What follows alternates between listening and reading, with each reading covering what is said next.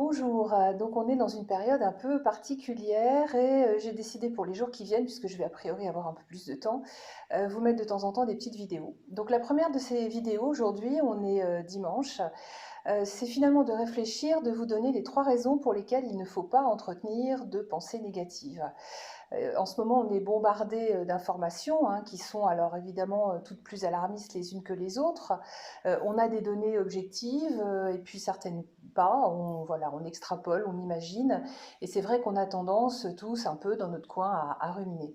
Alors les 3 raisons pour lesquelles il vaut mieux pas entretenir de pensées négatives sont les suivantes. La première, c'est parce que, vous le savez certainement, notre cerveau dispose de neurones miroirs et que finalement il ne fait pas tellement la différence entre ce qu'il voit réellement, ce qu'il constate et ce qu'il imagine.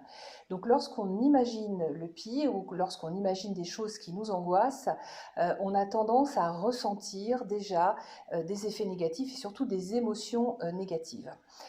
La deuxième raison pour laquelle il faut éviter d'entretenir des pensées négatives, c'est que la psychologie positive a montré que lorsqu'on est, on est confronté à un stimulus négatif, alors un stimulus négatif, ça peut être une information négative, une pensée négative, une remarque négative, pour revenir à l'état d'équilibre, il faut qu'on soit confronté, il faut qu'on reçoive 2 stimuli positifs.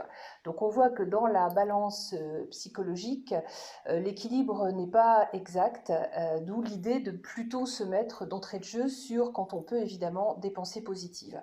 Et puis la troisième raison pour laquelle il faut arrêter de ruminer, d'extrapoler peut-être des pensées négatives, c'est le lien qui a pu être établi entre le stress psychologique, l'anxiété qu'il génère tout naturellement, et puis notre immunité.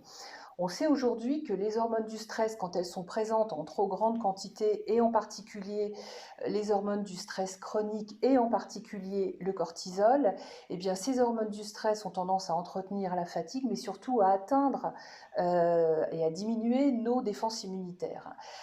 Donc une des manières où on peut être à nouveau actif et faire face aux événements complètement inhabituels et imprévus, et c'est effectivement caractéristique du stress, ces événements auxquels on est confronté, eh bien c'est justement de lutter chacun à notre manière, chez nous par exemple, mais surtout en essayant d'entretenir des actions, des pensées, des interactions, même à distance, qui restent positives.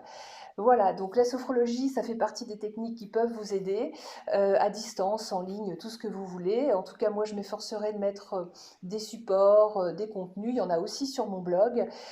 Donc, n'hésitez pas à vous servir également sur l'appli espaceducalme.coach sur laquelle il y a déjà des exercices qui sont enregistrés.